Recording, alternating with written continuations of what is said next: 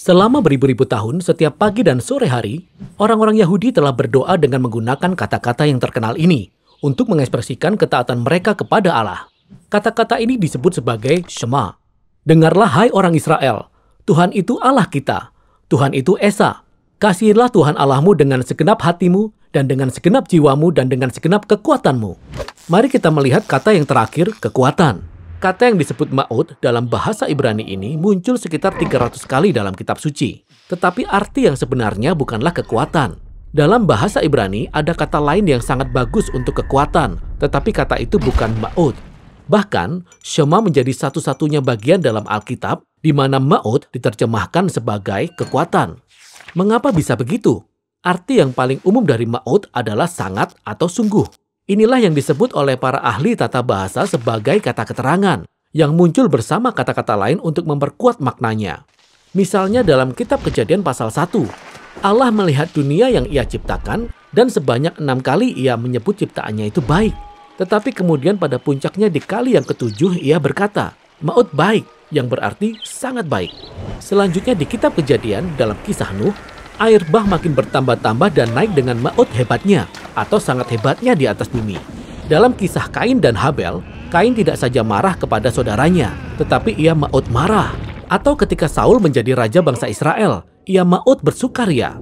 Jadi kita bisa melihat mengapa ma'ud muncul ratusan kali dalam Alkitab. Kata yang sangat umum dalam bahasa Ibrani ini memperkuat makna dari kata-kata lainnya. Sangat begini atau sungguh begitu. Namun para penulis Alkitab juga dapat menggunakan ma'ud dengan cara yang unik. Seperti ketika mereka ingin meningkatkan kekuatan sebuah kata secara total, maka mereka akan menyebut ma'ud 2 kali. Yakub menjadi ma'ud kaya dan mempunyai banyak kambing domba, unta, keledai, dan budak. Atau para mata-mata Israel yang pergi untuk mengintai tanah perjanjian. Mereka berkata, negeri yang kami lalui untuk diintai itu adalah ma'ud baiknya. Jadi jelas bahwa ma'ud bukan berarti kekuatan dalam hal kekuatan otot, melainkan sangat atau sungguh. Mari kita kembali ke Shema, di mana orang-orang dipanggil untuk mengasihi Allah dengan segenap hati, yang berarti dengan kemauan dan kasih sayang mereka, dan dengan segenap jiwa, yang berarti dengan seluruh hidup dan keberadaan mereka secara fisik, dan dengan segenap ma'ud, yang berarti dengan segala kelimpahan mereka. Meskipun kedengarannya aneh, tapi pasti kita mengerti artinya.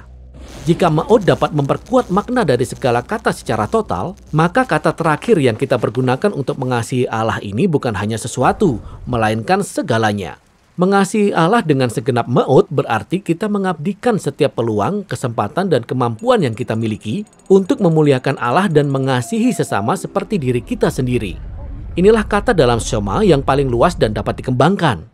Ma'ud dapat merujuk pada hampir segala hal. Dan inilah yang mencetuskan satu poin terakhir yang sangat menarik, karena arti dari kata ini memiliki banyak nuansa. Maka komunitas Yahudi zaman dahulu menafsirkan kata ma'ud dalam Shema dengan berbagai cara.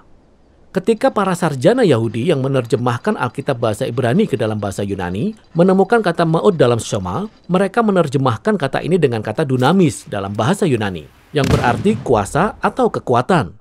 Penafsiran inilah yang paling banyak digunakan dalam terjemahan modern. Tetapi dalam Alkitab bahasa Aram kuno yang merupakan terjemahan dari bahasa Ibrani, kita dapat melihat bahwa para sarjana ini menafsirkan ma'ud sebagai kekayaan. Uang adalah hal nyata yang dapat membuka berbagai kesempatan untuk mengasihi Allah dengan memberikan harta kita. Dan ketika Yesus ditanyai tentang perintah yang paling penting dalam kitab suci, ia mengutip Shema dan menggunakan 2 kata untuk menjabarkan arti dari ma'ud. Ia berkata, kasihilah Tuhan Allahmu dengan segenap akal budimu dan dengan segenap kekuatanmu. Keduanya merupakan kemampuan manusia yang dapat digunakan untuk mengasihi Allah dengan cara-cara yang tak terbatas. Jadi, yang manakah penafsiran ma'ud yang benar? Apakah yang artinya kekuatan, atau kekayaan, atau akal budi? Ini pertanyaan yang salah. Kata ma'ud tidak membatasi cara-cara yang dapat kita gunakan untuk menunjukkan kasih kita kepada Allah. Justru sebaliknya. Intinya adalah segala sesuatu dalam kehidupan seseorang, setiap saat dan kesempatan, setiap kemampuan dan kekuatan, memberi kita peluang untuk mengasihi dan memuliakan Dia yang telah menciptakan kita. Inilah panggilan untuk mengasihi Allah dengan segenap kelimpahan kita. Demikianlah arti dari kekuatan dalam Shema.